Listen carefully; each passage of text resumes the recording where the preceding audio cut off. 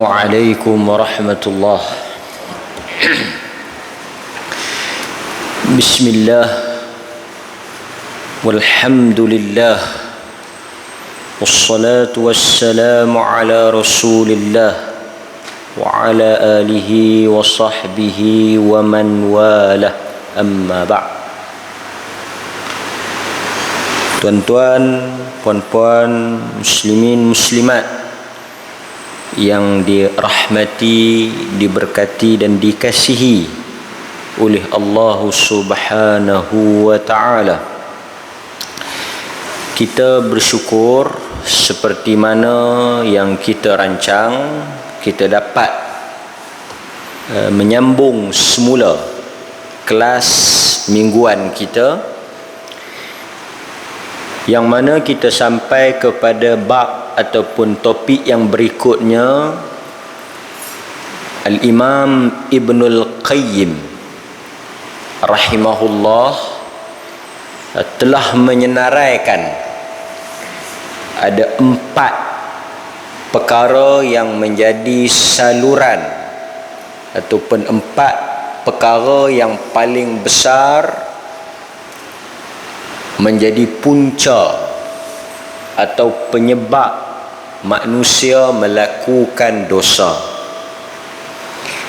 Kita dah lalu yang pertama disebut oleh Al-Imam Ibnul Qayyim melalui pandangan mata. Yang kedua, bisikan atau hasutan daripada nafsu dan syaitan. Satu yang membawa, menjerumuskan, menjadi saluran punca kenapa manusia itu jatuh ke dalam dosa. Di antara perkara yang paling besar, mata, pandangan, an-nazar. Yang kedua, bisikan, hasutan dalaman, nafsu kita, syahwat kita, syaitan kita, godaan dalaman itu. Malam ini yang ketiga yang disebut oleh Al-Imam Ibnul Qayyim, iaitu al-lisan. Dan yang terakhir adalah langkah kaki kita. Jadi malam ini yang ketiga, al-lisan.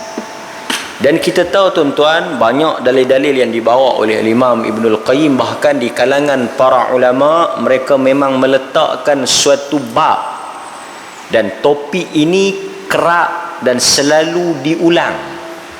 Tajuk ini banyak disebut dan diperingatkan. Bahkan kalau kita tengok dalam budaya masyarakat kita, orang kita lah, orang Melayu kita memang selalu mengingatkan dalam bidalan, dalam peribahasa, tentang betapa buruknya ataupun beratnya kesan daripada perbuatan lisan ataupun lidah. Seperti lidah tak bertulang, buruk, padah kerana mulut dan sebagainya. Lidah bercabang, lebih tajam daripada pedang. Ini semua menggambarkan tentang ngerinya, bahayanya, beratnya, buruknya apa yang dikatakan dengan dosa ataupun kesan daripada lisan ataupun lidah. Jadi malam ini kita bukan nak ulas ataupun kita nak ulang balik, cuma kita nak ingatkan semula, saya dan tuan-tuan semua, apa yang sepatutnya sebagai orang beriman. Kita masalahnya kerana mengaku beriman. Apabila kita mengaku kita beriman, sama ada kita suka ataupun tidak, kita terikat dengan apa yang disebut sebagai hukum syarak. Saya bagi contoh pada tuan-tuan.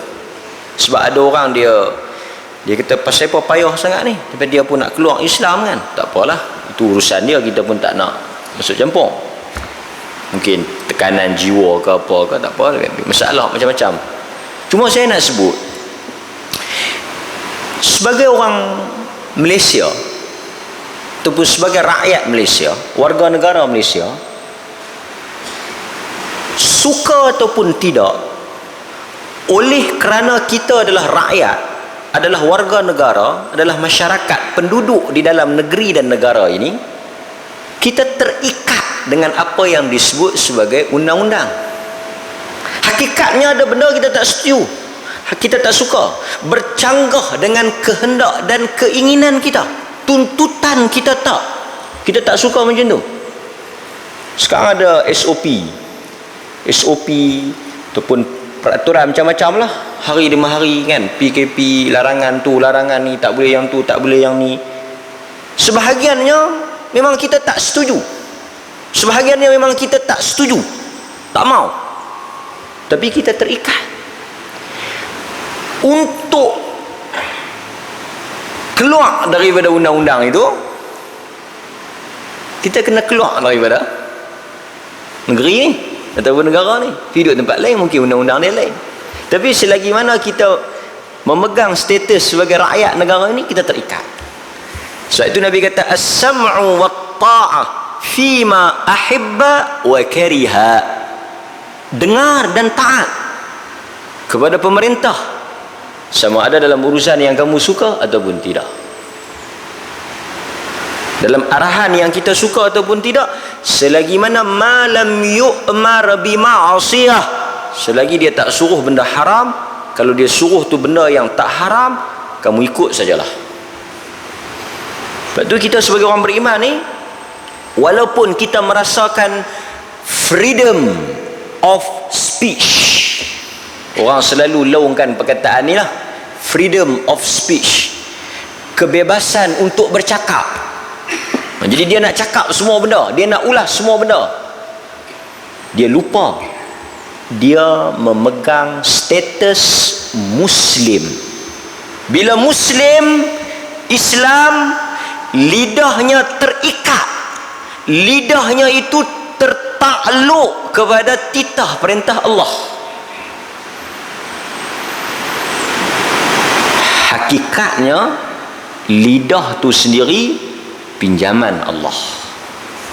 Di sebab itu orang beriman ni, bila dia nak cakap, macam mana dia nak makan, ada benda dia boleh makan, ada benda dia tak boleh makan, ada benda yang dia nak tapi tak boleh makan, yang diharamkan, artinya walaupun benda tu mungkin nafsu dia nak tapi diharamkan, dia tak boleh makan. Seperti mana ada benda yang halal dan haram dalam soal makanan, soal minuman, demikian juga ada halal dan haram dalam ucapan dan perkataan. Sebab itu hadirin mukminin, Al-Imam Ibnul Qayyim bawa bab ini dalam kitab beliau. Tuan-tuan, bila kita lalu hadis-hadis Nabi sallallahu alaihi wasallam, kita akan dapati dalam banyak perkara atau anggota yang buat dosa, the first sekali ranking nombor 1 mulut. Kalau tuan-tuan ada masa, tuan-tuan ada masa kan, balik nanti buat homework sikit, listkan, senaraikan dosa-dosa dari mulut. Tulislah 1, 2, 3. Kalau nak lebih jelas, buat perbandingan dosa mulut, dosa tangan, dosa kaki, dosa telinga, dosa apa, perut ke apa ke, senarai tengok. Yang tang mulut tu banyak. Bohong mulut. Orang tak bohong dengan telinga, orang tak bohong dengan kaki, orang bohong dengan mulut. Qauladzur, syahadatudzur, penyaksian palsu. Cuba kita list sikit belum kita nak baca hadis-hadis ni, kita senarai sikit. Nampak kata berat tu. Cakap bohong, penyaksian palsu, sumpah palsu, al-yamin al-ghamus ataupun apa, sumpah bohong untuk melariskan. Dalam hadis ni, antara dosa besar bersumpah bohong untuk bagi laris barang jualan. Wallah, dia kata barang ni baru, wallah ni barang elok, ni ori. dia guna nama Allah, dia bersumpah dengan nama Allah untuk bohong supaya orang beli barang dia, juga melalui mulut. Lagi namimah, apa? Firestone. Tu firestone, batu api. Harfiah dia firestone, batu api. Bahkan Nabi SAW dalam hadis yang diriwayatkan oleh Imam Al-Bukhari, ingat tak yang Nabi lalu kubur, Nabi kata innahuma la yu'adzaban wa ma yu'adzaban fi kabir. Nabi kata depa dua ni kena azab, yang seorang tu kena azab pasal ni, yang seorang lagi kena azab pasal ni. Yang seorang tu ahaduhuma yamshi bin namimah. Nabi kata yang seorang tu la yastatir min baul, dia tak basuh kencing, dia kencing dia tak basuh, atau dia tak cuci bagi elok, lepas tu dia pergi sembahyang. Yang seorang lagi yang menjadi topik kita ni, yamshi bin namimah, atau dia sebut namam. Namam ni apa? Cucuk. Apa dia ni? Bagi orang belaga, naqlul kalam. Dia kata naqlul kalam, memindahkan cakap dengan maksud untuk melagakan dua pihak. Pasal itu Nabi kata la yadkhulul jannah namam, tak masuk syurga orang yang namam. Tu juga melalui mulut. Kita ada istilah mami jarum. Mami jarum tu namam lah. Cucuk sana cucuk sini, pasal itu dia nama jarum. Nak bagi orang berkelahi, nak bagi orang belaga, nak bagi orang tengkang. Lagi apa lagi mulut?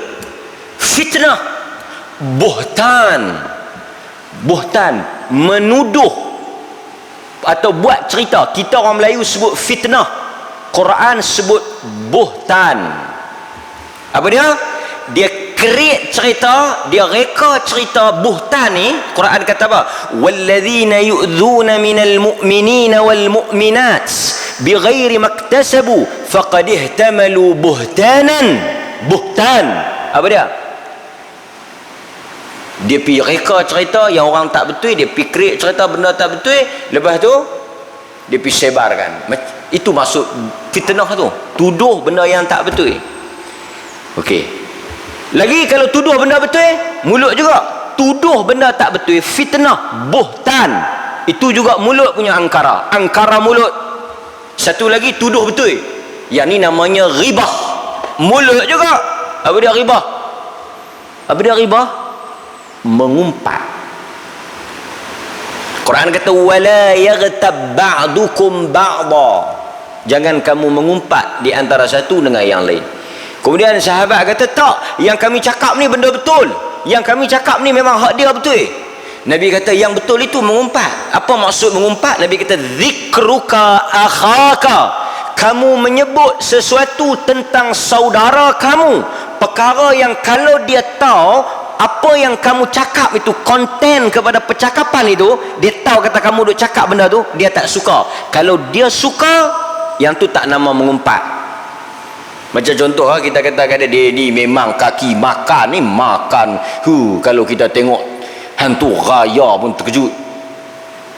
Dia suka ke dia tak suka? Dia suka ke tak suka? Hang jangan duk buat pasal dengan dia. Hang janganlah duk ajak dia pergi makan ke panggil dia pergi rumah hang. Dia makan aku tengok itu. Dia punya menteka tu. Kalaulah kawan tu si fulan tu tahu, dia suka tak? Dia suka ustaz, tak apa. Kalau dia suka tak apa. Tapi kalau dia tak suka, itu nama dia mengumpat. Mulut juga. Apa lagi mulut ni? Banyak apa? Banyak mengumpat, fitnah, buhtan, sumpah palsu, kan? Apa lagi ni? Mencarut. Mulut juga. Nabi dengar satu orang duk maki. Nabi dengar. Nabi lalu ada satu laki-laki duk maki satu orang. Duk maki Maki sakan. Nabi kata sibabul muslim fusuq. wa qitaluhu kufur. Nabi tegur. Taklah pula Nabi tanya, ni memang hangpa duk bercakap lagu ni kot? Kalau duk bercakap lagu ni tak apa. Pasal ada orang kata mencarut ni memang kami geng kaki mencarut. Cuma orang yang nampak pelik, sebenarnya kami okey je. Macam mana kita boleh kata mencarut tu okey? Tu dia tuan-tuan. Punya lekeh kita punya akhlak, punya teruk kita punya perangai, kita boleh kata mencarut tu tak apa. Tuan-tuan pi satu rumah, saya bagi contoh, pi satu rumah. Dia panggil kita pi di rumah dia. Dia dengan keluarga anak bini dia, kita pun sampai-sampai tengok. Depa duk lawa mencarut. Yang pok pi mencarut kat anak. Oi, awak tak, kita tak ni kan. Oh, tak bini pula pi mencarut kat lelaki dia. Kita duk dengar mai seram sujud. Duk tarik nafas ni. Bini kita pun duk, awak depa ni cakap macam ni. Awak ni yang bini pun maki apa-apa pepo apa sini kan. Kita kata. Lepas tu pergi tanya lelaki, okey ke kami nak main ni? Kita pun nak takut, nak seram sejuk, nak cerin bulu rumah. Ni, kami nak balik ke kami nak masuk? Masuk. Tak apa, kami biasa ni. Ni okey ni, tak ada apa ni. Ni memang kami duk cakap lu ni. Kita kata tu dia. Ada tuan-tuan, ada pok tu.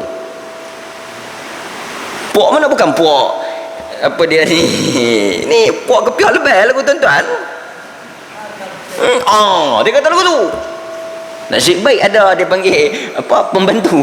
Saya tak kata. Tapi macam perkataan apa banyak kita kadang-kadang kita dengar. So very careful mulut.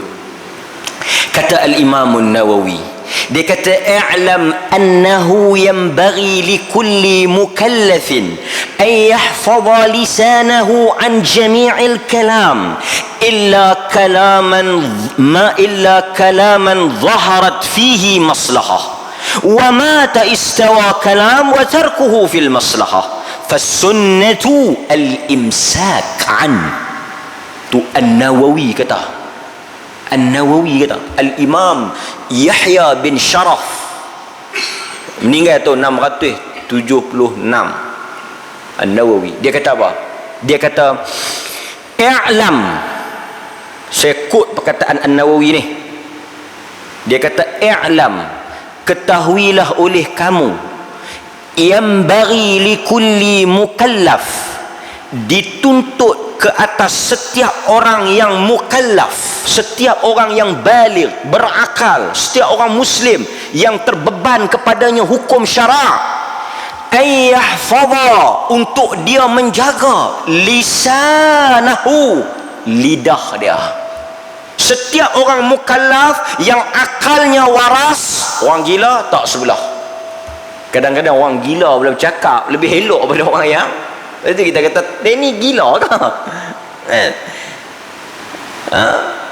Ayyahfadha lisanahu min jami'il kalam, dalam setiap patah perkataan dia hendaklah dia jaga.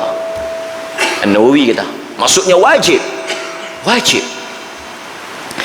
Illa kalaman zaharat fihi maslahah. Dia kata bila kita nak cakap, hendaklah kita tengok pada perkataan yang nak keluar tu, sama ada perkataan tu ada manfaat, ada guna dia, ataupun ada tak keperluan untuk kita cakap. Maksudnya An-Nawawi, tokoh besar, tiang seri. Kalau tiang dalam rumah tu paling besar tu An-Nawawi lah dalam mazhab Syafi'i ni. Dia kata kita sebelum cakap kena fikir, bukan cakap baru fikir baru cakap. Kadang-kadang bila kita cakap dulu baru fikir, hak tu yang dia nak kono dia nak kono ni. Kan? An-Nawawi kata fikir tu. Sama ada kalam, perkataan yang kita nak ucap tu fihi maslahah, adakah padanya keperluan. Sebab tuan-tuan dia kena tengok, kadang-kadang benda tu perlu, tapi macam tuan-tuan duk belajar apa ni, ekonomi kan. Ni lah nak kontrol duit ni, benda yang kita akan susun ikut prioritas. Perkataan pun macam tu, benda yang perlu tapi tak segera. benda yang perlu dan segera. Maksudnya ada perkataan tu dia bagus, tapi kalau kita cakap tak ada guna, tak payah cakap. Sebab itu dalam Islam selalu saya kata manusia ni tak lari pada 3 golongan. Satu, dia cakap, sentiasa cakap, ini tak bagus. Kadang-kadang dia cakap pada perkara yang perlu, ini yang pertengahan, cakap bila perlu. Tuan-tuan, apa benda pun dia mesti duduk di pertengahan lah. Saya bagi contoh macam ni. Makanan lah, paling mudah makanan. Apa dia yang kita makan? Sambal belacan. Sambal belacan. Sambal belacan ni sedap. Dan sikit sangat tak berasa langsung. Betul tak? Okey, mungkin sambal belacan ni orang Kelantan kata kami tak akan sambal belacan, kami makan budu. Okey, tak apa. Kita ambil yang muttafaq, yang sepakat. Garam. Garam kan. Garam ni kau tak ada langsung, tawar. Kalau kita pergi bubuh sampai satu bekah, dia masin. So, garam ni dia secukup rasa. Cakap pun macam tu. Bila kita cakap secukup rasa, bila perlu dia akan jadi cantik. Nampak? Nanti kita akan bahas.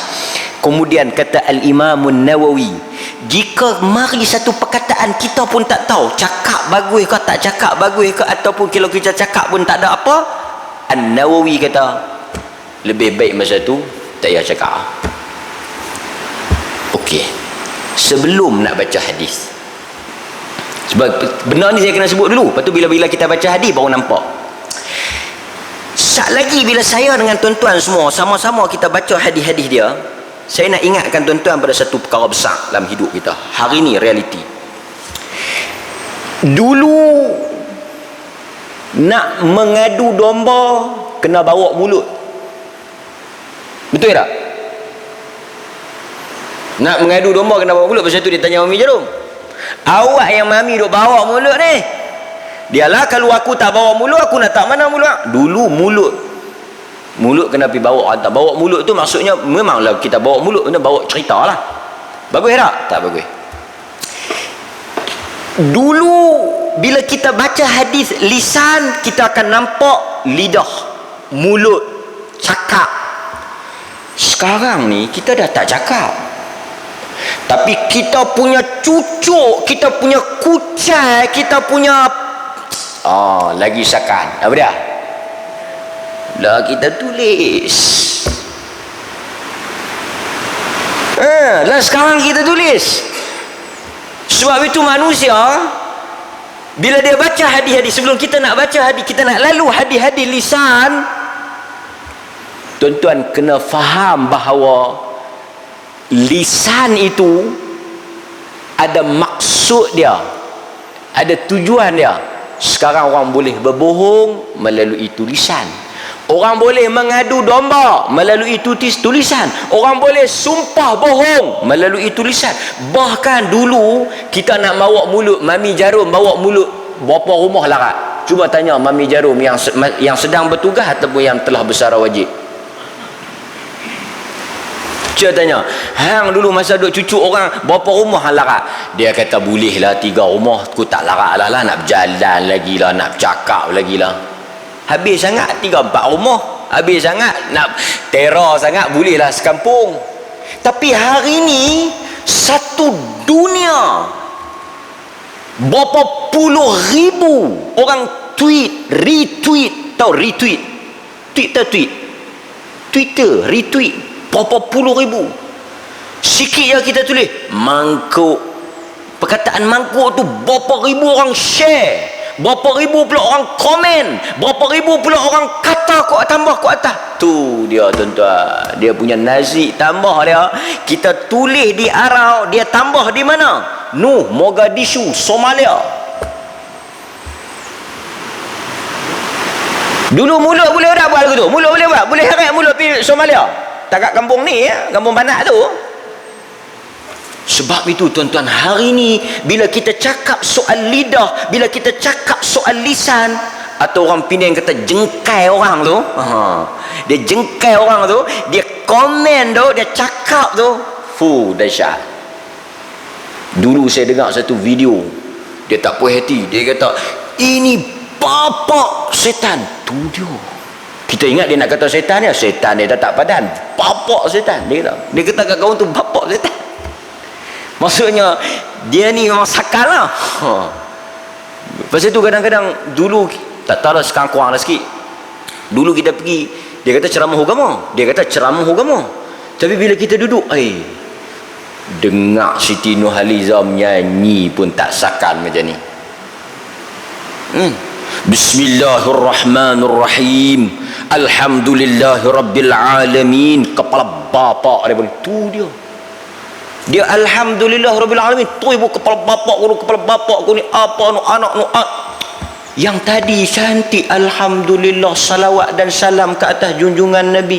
Itu yang Nabi sebut dalam hadis-hadis yang cukup banyak tentang lidah.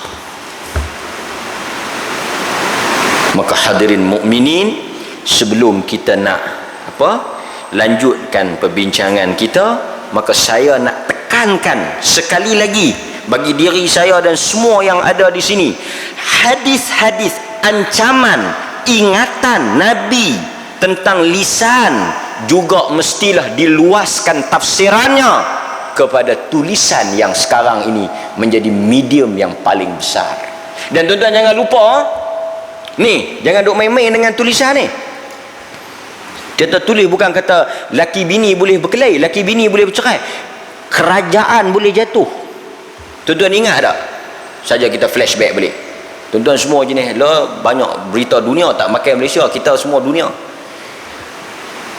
Arab Spinning, ataupun dia panggil kebangkitan negara Arab bermula di mana? Jatuh Husni Mubarak tu, Mesir punya Husni Mubarak tu sama lama dengan tu piramid tu. Nak abang lagi tu lah. Dia punya kukuh Husni Mubarak tu sama kukuh dengan piramid Rabbah. Sebelum tu dia start di Tunisia. Jatuh kan kerajaan Tunisia, lepas tu jatuh kerajaan Mesir, jatuh kerajaan ni, tukar habis, kelang kabut Arab. Dia bermula hanya dengan satu orang yang bakar diri dia, kemudian digerakkan oleh Facebook. Tuan-tuan baca sejarah yang boleh membangkitkan kebangkitan orang ni, Facebook. Dan tuan-tuan pun mesti setuju dengan saya, apa yang berlaku pada tahun 2018 tumbangnya kerajaan Barisan Nasional juga, tukar naik kerajaan lain kan, sejarah Malaysia ni adalah juga kerana tulisan-tulisan Facebook dan sebagainya yang orang baca. Orang tak ceramah macam dulu lah, orang tak ceramah, orang tak pergi ramai-ramai yung. Mana kita tengok lah dulu zaman kita, yung ramai-ramai tuan-tuan, penuh kopi helbai, penuh bawah pokok nyok, penuh bawah pokok pisang. Lah tak ada dah, lah semua Facebook, sosial, cakap. Wah, itu bahayanya sekarang ni, kerana ruang untuk kita bercakap itu, ruang untuk kita nak buat benda-benda dosa itu semakin besar dan semakin mudah. Nampak? Okey? Hadis yang pertama yang kita nak baca pada malam ni, banyaklah sangat hadis ni, tapi saya nak ambil satu dua saja. Okey. Antaranya hadis yang diriwayatkan daripada Abu Musa radhiyallahu an. Daripada Abu Musa radhiyallahu an, hadis ni sangat masyhur. Dia kata, qultu ya Rasulullah, dia kata aku bertanya kepada Nabi sallallahu alaihi wasallam, dalam hadis yang diriwayatkan oleh al-Imam al-Bukhari dan Muslim. Hadis ni tuan-tuan hafal lah. Dia kata apa? Ayyul muslimin afdal. Dia kata dalam banyak-banyak orang Islam apa yang paling terbaik? Abu Musa kata, aku tanya Nabi, qultu ya Rasulullah, ayyul muslimin afdal. Orang Islam yang terbaik, the best Muslim tu siapa? Siapa dia? Kok lah aku boleh jadi orang macam tu, aku termasuk daripada kalangan tu. Siapa dia orang yang bagus? Nabi kata orang Islam yang paling baik, yang paling warak, yang paling bertakwa, yang paling bagus, man salima al-muslimuna min lisanih wa yadih. Mana-mana orang Islam yang orang Islam lain rasa selamat daripada jahat mulut, buruk mulut dia dan juga tangan dia. Maksudnya orang Islam yang paling baik, yang orang Islam rasa mulut itu bagus. Maksudnya dia tidak menyakitkan orang lain, dia tidak mengganggu orang lain, dia tidak membuat sesuatu yang tak elok melalui mulut dia pada orang Islam yang lain. Kadang-kadang semayang mungkin banyak, puasa mungkin banyak, tapi Allah, mulut dia ustaz boleh tahan. Sampai kita takut, kita rasa tak selesa nak duduk dengan dia, rasa tak senang nak duduk dengan dia. Sama ada dia kata pasal orang atau dia kata pasal kita. Pasal itu tuan-tuan jangan duduk seronok sangat kalau dengar orang duduk cakap bab orang ni. Pasal sebagaimana dia boleh cakap bab orang, dia juga boleh cakap bab kita. Al-Muslim man salim al-Muslim. Pasal itu kalau mulut dia tak selamat daripada mengkritik, mengkondem, mengata orang lain, tahulah bahawa dia bukan Muslim yang baik, walaupun dia memegang gelaran yang bagus, ustaz ke apa ke, mulut dia kotor. Nabi kata dia bukan Muslim yang baik. Senang ya nak tengok Muslim yang baik, tengok lidah dia, tengok mulut dia, tengok lisan dia. Kau kaki maki. Pasal itu Nabi kata laisal mu'min. Nabi kata bukan orang beriman. Kita kata dia bagus, kita kata dia orang beriman, kita kata dia orang alim. Nabi kata laisal mu'min. Tak, dia bukan. Siapa dia? Laisal mu'min bil la'an wala ta'an wala fahish. Nabi kata aku tak mengaku orang beriman macam tu. Orang beriman tak ada perangai lagu tu. Perangai apa? La'an, perangai kaki laknat. Sampai hatta isteri dia pun dia maki, anak dia pun dia maki, mak pak dia pun dia maki, habis orang dia maki. Hatta diri dia pun dia maki. Betul tak? Ada orang dia maki dengan diri-diri dia maki. Nabi kata la'an, laknat, suka laknat. Laknat kau ni, laknat kau ni. Tak boleh silap sikit je nak laknat. Lagi apa ni? Ta'an ni maki. Nabi kata bukan orang Islam tu orang yang suka maki. Tak kira lah siapa pun dia, kalau dia maki Nabi kata laisa mu'min, dia bukan orang beriman. Fahish, cakap kotor, cakap lolak, bukan. Orang Islam dia cakap elok. Sikit-sikit dia nak melawak boleh lah, sikit-sikit dia nak dia nak layak buruk boleh lah. Tapi kalau 24 jam kita dengar elok kan. Sebab itu tuan-tuan, terzahirnya iman itu pada perkataan. Nampak? Okey. Dalam hadis Sahal bin Sa'ad radhiyallahu an, dia kata qala Rasulullah sallallahu alaihi wasallam, juga hadis Bukhari Muslim. Nabi kata man yadman li ma baina lahyaihi wa ma baina rijlaihi adman lahu al-jannata atau kama qala al-jannah. Apa dia? Mana-mana orang di antara kamu, Nabi kata siapa-siapa di kalangan kita, termasuk sahabat semualah orang Islam mana ni, yang mana dia boleh berjanji, dia boleh berikrar untuk yadman lima baina lahyaih, dia boleh jaga apa yang ada di antara dua rahangnya. Apa dia yang ada di antara dua rahang? Lidah. Sat lagi ada hadis Nabi jelai lidah tunjuk ni sampai terah tu cakap habang sampai kepada satu tahap Nabi nak bagi tahu kata dahsyatnya, beratnya, Nabi keluarkan lidah, Nabi tunjuk ni, hada ni, tengok ni, yang ni mau jaga. Sebab itu kita tak boleh terima di atas apa nama alasan pun, di atas apa nama sebab pun, di atas apa nama hujah pun untuk bercakap kotor. Tidak ada dalil yang boleh menghalal atau menjustifikasikan untuk nak bagi benda tu boleh, tak ada. Melainkan memang kita ni jenis buruk akhlak. Tak ada. Nabi kata siapa yang boleh jaga bukan payah lidahnya, lidah bukan payah ni, jaga dua ni. Wama baina rijlaih, dan apa yang ada di antara dua kakinya. Nabi suruh jaga dua anggota. Tengok, Allahu Akbar tuan-tuan, tengok bahasa Nabi kita, tengok cakap Nabi kita. Kita kata nak ikut Nabi, tengok Nabi cakap apa, tengok Nabi cakap. Nabi nak sebut apa? Lidah. Nabi nak sebut apa? Kemaluan. Tapi Nabi tak sebut, Nabi sekiah.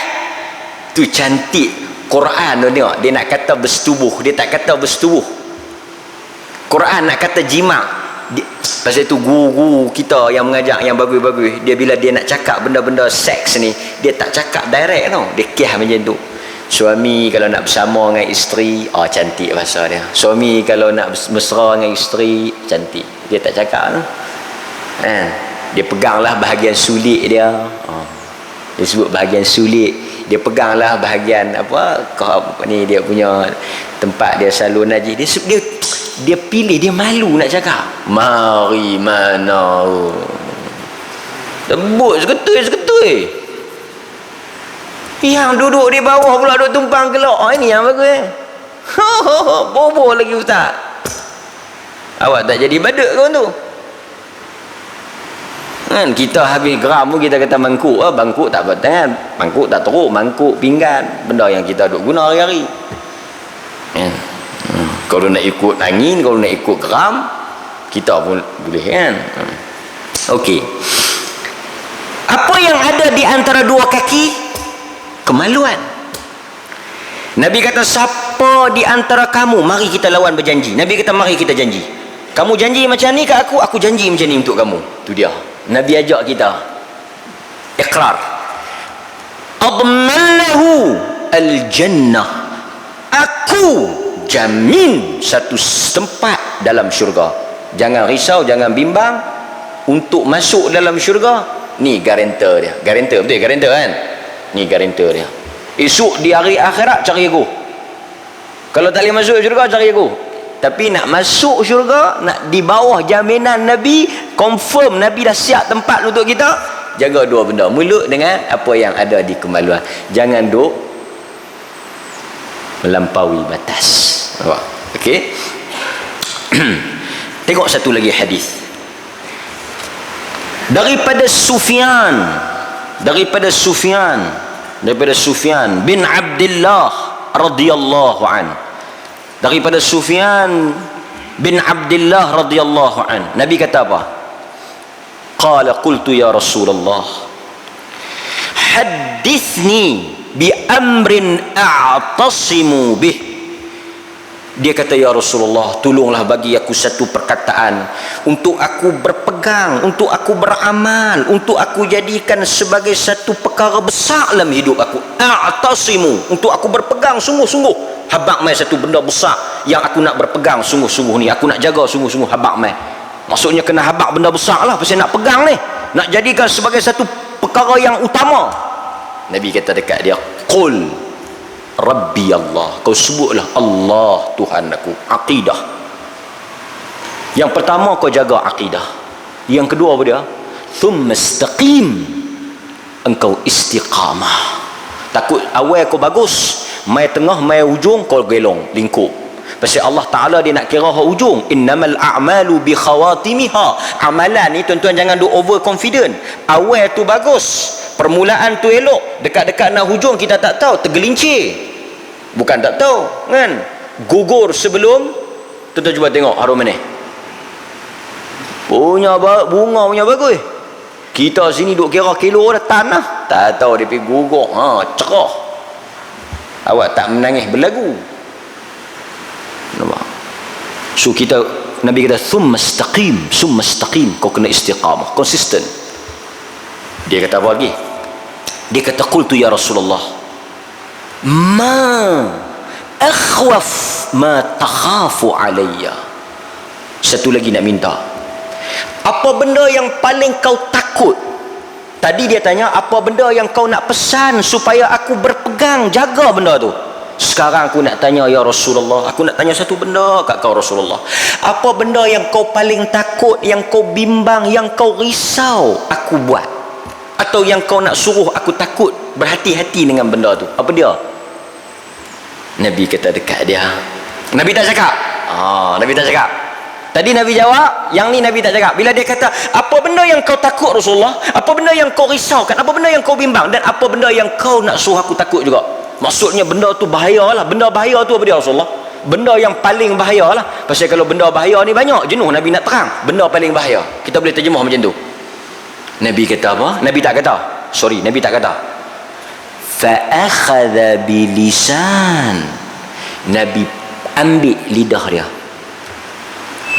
Nabi ambil lidah dia. Nabi ambil lidah dia. Nabi kata apa? Nabi kata, hadha.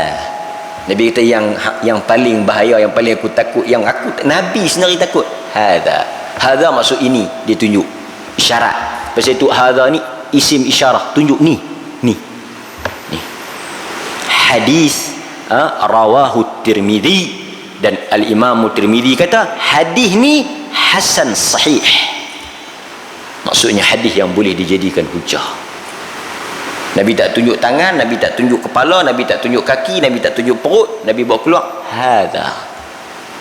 Kita azan dulu, sekejap lagi kita sambung satu dua hadis yang kita buat kesimpulan insya-Allah taala. Allahu akbar, Allahu akbar, Allahu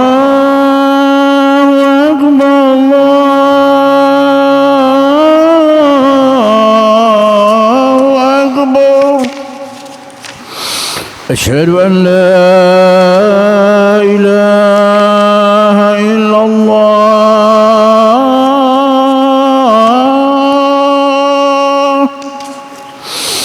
أشهد أن لا إله إلا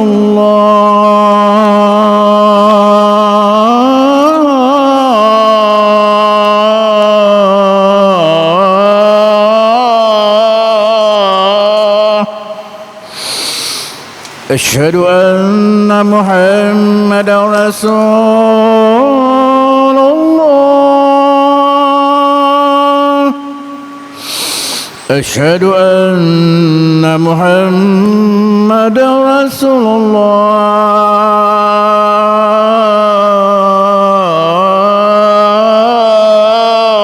الله حي على الصلاة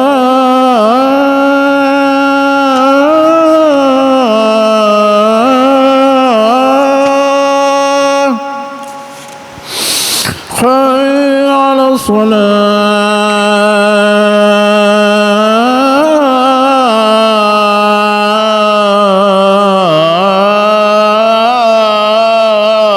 الصلاة حي على الفلاح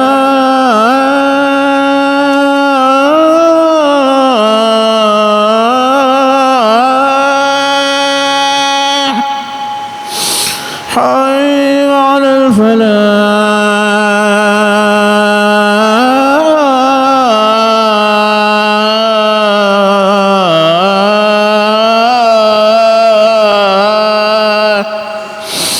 الله أكبر الله أكبر لا إله إلا الله.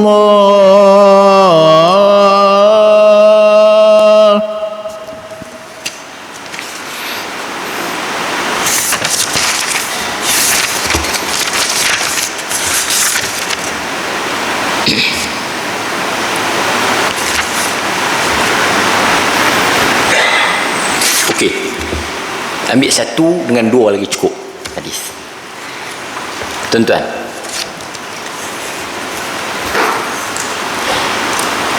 Ibnul Qayyim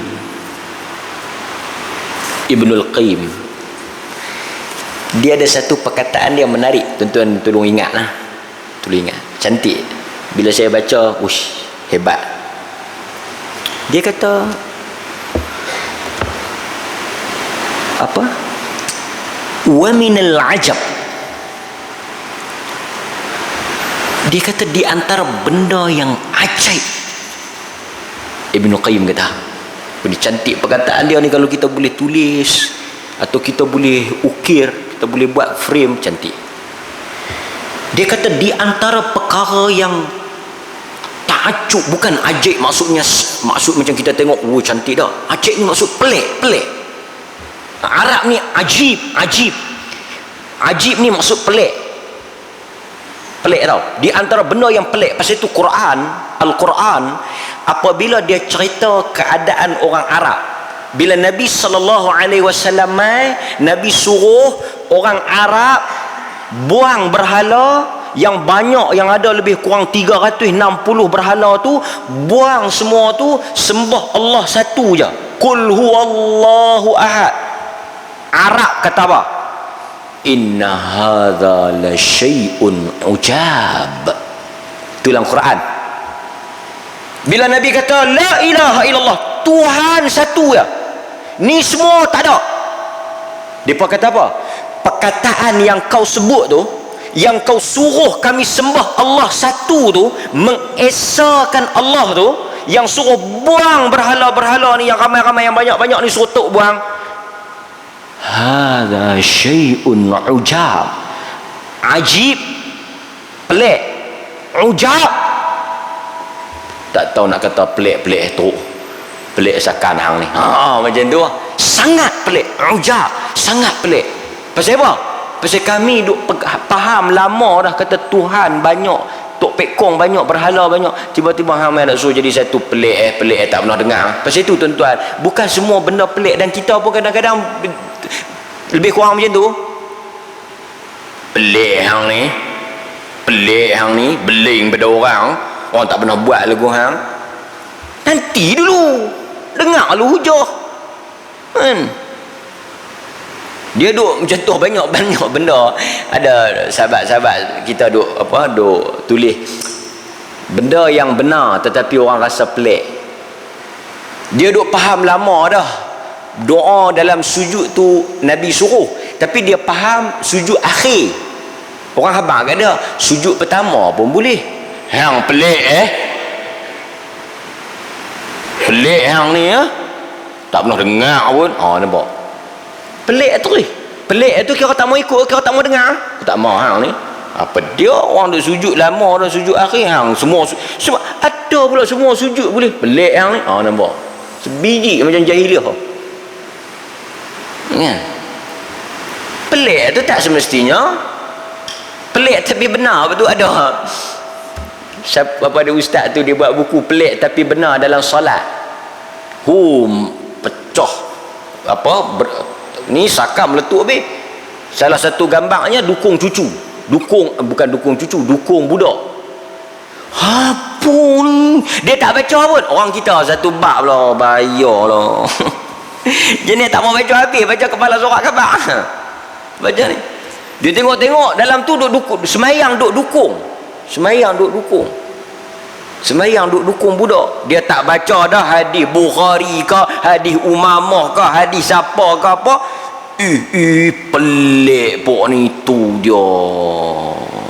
Apa boleh duk dukung apa, mayang apa ni? Pelik apa? Silap air bulan yang dia kata pelik tu Nabi. Yang dia kata pelik tu pimai bila baca hujah Nabi yang buat. Awak tak tersengak. Pasal itu sebelum kita nak kata, nak condemn, nak kritik, dengar dulu. Takut sekali yang kita condemn, yang kita kata, yang kita kritik tu Nabi. Macam satu orang kan, saya tengok komen contoh mudah, jilat jari. Nabi jilat. Kau tu yang jilat pun padan patutlah, buatlah bagi elok ni. Kata Nabi jilat. Kita tu bagi, tapi dia boleh. Kita tu dia, orang kita dengan Nabi ni dia slogan yang lebih, tapi mai tang amal bukan nak ikut pun. Dia dengar Nabi jilat jari, dia rasa apa? Dia rasa geli-geleman, dia rasa kebuluk. Tapi Mak Saleh kenal apa tu? KFC tu. sedap sehingga menjilat jari. Tak ada siapa pun kata kotor ke apa ke. KFC kan, dia sedap hingga menjilat finger licking. Ada orang pelik tu kadang-kadang. Kadang-kadang pelik tu bukan kerana benda tu pelik. Pelik tu kerana kita yang tak ada ilmu. Nampak? Okey? So dia kata wa minal ajab. Dia kata benda yang pelik ni apa dia? Dia kata kadang-kadang kita akan jumpa satu orang. Tengok tuan-tuan. Dan dia bawa contoh. Tuan-tuan kena dengar bagi elok-elok. Kalau daripada awal tadi tuan-tuan tak dapat poin tak apa. Tuan-tuan tak dengar pun tak apa. Yang ni kena bagi perhatian lebih. Double. Kita akan jumpa orang yang cukup strict soal makan minum. Al-Imam Ibnul Qayyim yang karang kita, yang penulis kita, dia kata kita akan bertemu dengan orang yang menjaga makan minumnya sangat detail, sangat rigid. Arab kata syadid, sangat syadid, sangat berhati-hati dalam soal makan minum. Ni bukan kata daging ayam, daging rebau saja kena ada halal. Ayak kosong mineral ni pun kalau tak ada halal, jangan duk harap aku nak minum. Walhal tak tahu nak haram kok mana ayak. Ayak kena sembelih ke? Tak tahu ayak nak haram kok celah mana, saya pun tak tahu. Dah lah halal. Halal pula mau halal jakim. Ni halal jakim ke dah? Dah ada halal jakim, tak puas hati lagi. Telefon pula, betul ke ayak Mastani ni jakim bagi halal? Ada nombor jakim ke? Tu dia punya jaga. Tuan-tuan akan jumpa ni Ibnul Qayyim ni, dia punya kurun tu lama, bila berapa kurun hijrah tu dia sebut benda ni hatta al-an. Benda ni kita akan jumpa orang yang strict, tak makan tempat-tempat tak ketahuan halal. Tempat-tempat yang tak ada halal dia tak makan, dia jaga. Tu satu. Dia kata kita akan jumpa juga orang yang sangat anti dengan perbuatan mencuri, berzina, minum arak, melihat benda yang haram. Maksudnya dia sangat firm dalam soal-soal minal muharramat, dalam soal-soal yang haram ni dia firm. Jangan duk ajak tak tahu halal. Bukan kata tengok ni cerita tak elok lah. Tengok pembaca berita tak pakai tudung pun dia tak tengok, dia dengar. Matan perempuan tu baca, dia tengok bawah. Matan pembaca lelaki baru dia tengok. Punya jaga. Tetapi kata Al-Imam Ibnul Qayyim, kita akan jumpa individu syakhsun, yang manusia yang seperti ini, yang sangat jaga soal makan minum, sangat jaga soal pandangan mata, sangat jaga soal rezeki, sangat jaga dalam soalan dia sangat jaga. Tetapi kita akan berjumpa dengan orang yang dia jaga dalam segala urusan, tapi bila mai tang soal mulut, dia tak jaga langsung. Sat lagi dia bawa satu hadis tersandak kita. Dia bawa satu hadis tersandak kita. Tersandak punya. Tuan-tuan kalau dengar dia punya hadis tu, terduduk tuan-tuan. Teriak. Pasal apa? Memang betul-betul kena dengan batang hidung kita. Pasal apa? Yang cakap kotor tu kaki semayang. Dia akan bawa satu hadis, dia bawa satu hadis sebagai dalil. Dia kata hampa tengok hadis ni habaq kawan ni kaki semayang, kaki ibadat, kaki puasa, buat segala amalan, mai tang mulut fail, bukan fail in the blank, fail out. Pasal apa saya kata kita tersandak? Pasal kita semayang, pasal kita kaki mengaji, kaki baca Quran. Tuan-tuan lah saya tak. Tapi mai tang mulut out. Pasal itu tak pelik. Kuliah hadis, tapi konten dia mencarut. Kuliah lagi teruk dia. Kalau hadis tak apalah, kok dia mengaji jarh wa ta'dil kan, duk maki dajjal kau ni, pasal memang ada dalam ilmu. Yang ni yang lagi pelik ni tuan-tuan, lagi ajaib. Kalau Ibnul Qayyim tengok, saya ingat Ibnul Qayyim pun tak jadi tulis kitab tu. Apa dia? Nama kitab Tazkiyatun Nufus, tasawuf, mencuci jiwa. Ni semua nak cuci jiwa, nak jaga mulut. Tapi mula-mula maki ni. Kita kata ni nak cuci jiwa ke kuih kotor? Okey, hadis dia apa? Okey, dia kata cuba tengok ni. Dia dah cuba tengok. Betul tak betul apa dia kata? Semayang boleh jaga, makan minum jaga, soal rezeki jaga, baca Quran rajin, zikir rajin, mai tamulut out. Hadis dia, hadis daripada Jundu bin Abdullah. Kita tengok. Siapa dia yang mulut out ni? Ahlul ibadah, abid. Qala Rasulullah sallallahu alaihi wasallam, Nabi cerita, qala ar-rajul, hadis dia panjang. Hadis dia ada dua orang, depa kawan baik, saudara. Tuan-tuan pun duduk dengar hadis ni kan. Satu orang kaki ibadat, satu orang lagi kaki maksiat. Yang seorang ni semayang, puasa apa semua. Betul Ibn Qayyim kata pelik tak? Pelik. Yang lain dia jaga metang mulut, dia tak jaga. Pasal tu Nabi duk ingatkan soal mulut. Pasal apa? Pasal ni bukti dia. Betapa payah. As'ab. Payah. Dia kata apa? Cuba dia kata tengok. Dia kata laki-laki yang ahli ibadat tu, mulut dia cukup laju. Dia kata qala ar-rajul, berkatalah laki-laki tu yang ahli ibadat tu, dia kata apa? Dia kata wallah la yaghfirullah li fulan. Kan tuan-tuan pun tahu kan hadis tu yang dia pergi kata kat kawan tu yang buat Allah tak ampun dosa hang. Tu dia boleh cakap macam tu. Dia pergi cakap tentang Allah. Dia kata tu, Allah tak kata, dia berani kata tu. Tuan-tuan jangan, pasal tu tuan-tuan jangan pelik kalau tuan-tuan jumpa yang buat reka hadis palsu daripada kalangan orang yang kuat ibadat. Yang reka hadis palsu, yang buat hadis palsu daripada kalangan ahli ibadat. Dan bila orang tanya pasal apa hang reka hadis palsu, pasal apa hang bohong, Nabi tak kata hang pergi bohong guna nama Nabi, hang jual nama Nabi, pasal apa? Aku duk tengok orang tak mau nak baca Quran, aku bohong nak bagi depa rajin baca Quran. Tu dia. Aku guna nama Nabi pasal nak bagi orang rajin baca Quran. Mana nak jumpa niat macam ni? Niat punya bagus.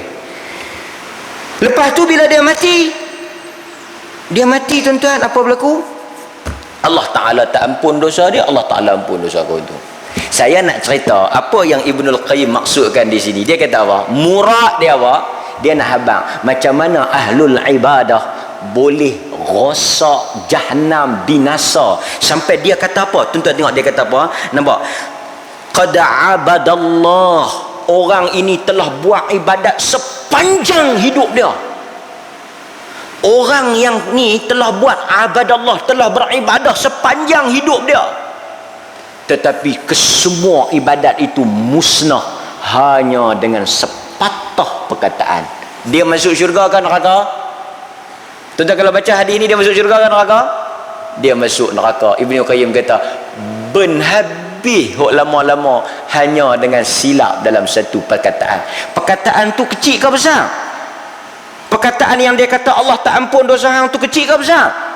Mungkin 3-4 huruf. Kalau kita tengok Arab, la satu, yaghfiru dua, Allah li fulan, lebih kurang 4 perkataan. Tak termasuk huruf lah. Huruf la, huruf lam, li fulan huruf, maknanya lebih kurang 3 perkataan. 3 perkataan 2 huruf. Lebih kurang lah 3 perkataan 2 huruf. Tak sampai pun 10. Jahannam habis yang semayang siang malam pagi petang. Pasal itu dia kata, macam mana kawan ni? Patutnya dia lagi sembahyang, lagi jaga. Soal mulut, soal yang sangat besar. Pasal itu tuan-tuan, akhirnya saya nak bawa satu hadis yang mana Aisyah radhiyallahu anha sebut. Sebelum pi hadis Aisyah tu, Nabi sebut dalam hadis lain tuan-tuan. Nabi kata bila kita mangkit pagi, kita tak dengar lah. Kita tak dengar tau. Tapi sebenarnya benda ni ada. Pasal Nabi habang. Tuan-tuan mangkit pagi tahu apa berlaku. Bila tuan-tuan bangun pagi tahu apa yang berlaku. Ni anggota tuan-tuan tahu apa berlaku. Tuan-tuan nampak lah tangan, mulut apa semua. Tuan-tuan tahu tak apa yang anggota tuan-tuan buat ni? Tahu tak apa dia? Bisa dengar tak? Tak bisa. Memang takkan dengar lah. Nabi sebut apabila satu orang bangkit pagi subuh, semua anggota dia, tangan, kaki, telinga, semualah anggota dia, tuan-tuan kira lah, rambut apa semua anggota merayu tak sangga-sangga dekat lidah.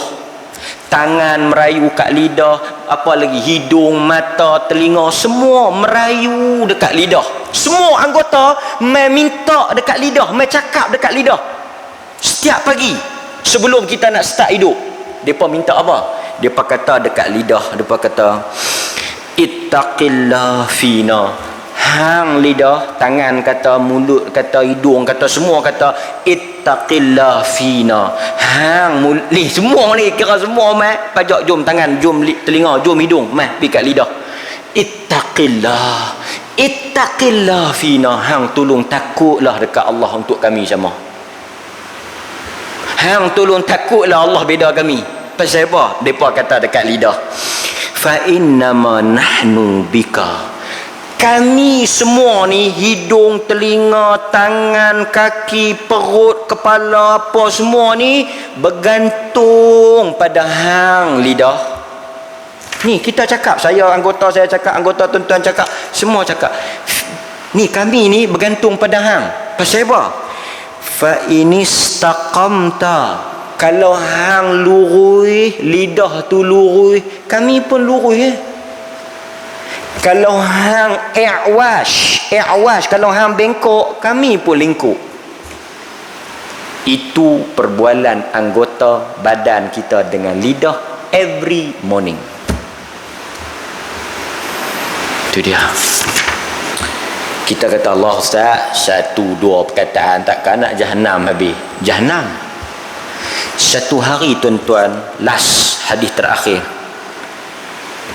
Aisyah radhiyallahu anha qultu lin nabi. Aisyah cerita tu, nampak kata sahabat ni amanah. Dia kata Aisyah sakalan. Aisyah cerita, tengok dia, pasal tu kita kata sahabat ilmu.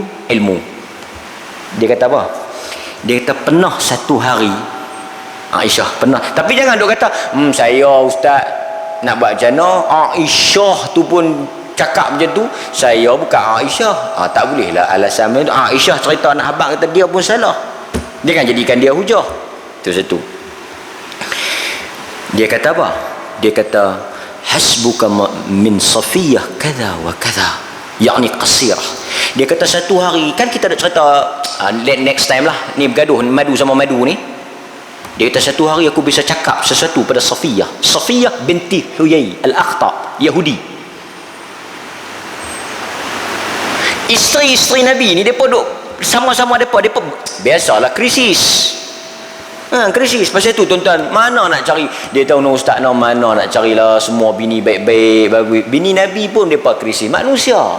Kalau hang nak bagi elok, bini nombor satu, hang kahwin dengan orang, madu dia hang kahwin dengan pokok arum manis, batu pokok pisang, pokok nangka, pokok cempedak. Aman, damai. Tapi kalau nak kata sama-sama orang, dia akan lagu. Dia pun duk kata kat Safiyah, hang ni Yahudi. Nabi kata apa? Jawab balik. Yahudi kan lebih tahu nak. Yahudi lebih tahu nak. Masa tu mana lah nak tahu Yahudi lebih tahu nak. Nabi kata jawab dekat mereka, bapakku, datukku, bapak saudaraku Nabi. Kan banyak Nabi daripada Yahudi. Tapi saya nak abang mereka krisis lah sama-sama mereka. Cantik kalau kita baca rumah tangga Nabi, seronok macam mana Nabi settle. Macam ni lah. Aisyah kata aku duk kata, mulut ni duk ada kata dekat Safiyah. Sebahagian riwayat kata apa? Qala ba'dur ruwah, sebahagian rawi kata yang Aisyah kata kat Safiyah tu apa dia? Ta'ni qasirah, pendek. Macam kita kata elok apa pendek, macam tu lah. Perkataan tu pendek bukan dia kata totok, dia kata pendek Tahu Nabi kata apa? Tu perkataan kalimah qasirah tu. Qasirah satu word tu. Nabi kata laqad qulti. Hang telah sebut satu perkataan Aisyah. Hang telah sebut satu word. Kalimatan law muzjat bima'il bahr lamazajathu. Perkataan qasirah tu, sebahagian riwayat kata qasirah pendek, perkataan pendek tu, kalau ambil perkataan pendek yang hang kata dekat Safiyah tu pi bubuh dalam lautan yang luas, laut itu akan bertukar warna, bau dan rasa. Bukan kolah 2 liter tu, bukan tangki air tu, laut. Ambil perkataan pendek tu, tauk dalam laut, tukar habis. punya buruknya perkataan tu. Tak elok cakap macam tu. So satu word boleh jahanamkan laut, bahar. Berat dah hadirin mukminin. Pasal itu tuan-tuan, oleh kerana mulut ini tidak bertulang kan, maka hendaklah kita memegangnya dengan erat. Nasihat pada yang bercakap dan yang mendengar. Tuan-tuan, insya-Allah selamatlah. Pasal daripada maghrib tadi sampai isyak sepatah tak cakap lagi. Saya tak tahu berapa patah dah cakap. Tapi ingat, sekali saya balik saya sengak pula. Tuan-tuan pula akan buat komen. Ngarut ustaz ni. Boleh pakai. Ingat, saya habaq awal-awal. Balik sengak. Kalau orang tanya macam mana ceramah, bagus. Sallallahu ala nabiyyina Muhammad wa ala alihi wa sahbihi wasallam. Walhamdulillahi rabbil alamin. Assalamualaikum warahmatullahi wabarakatuh.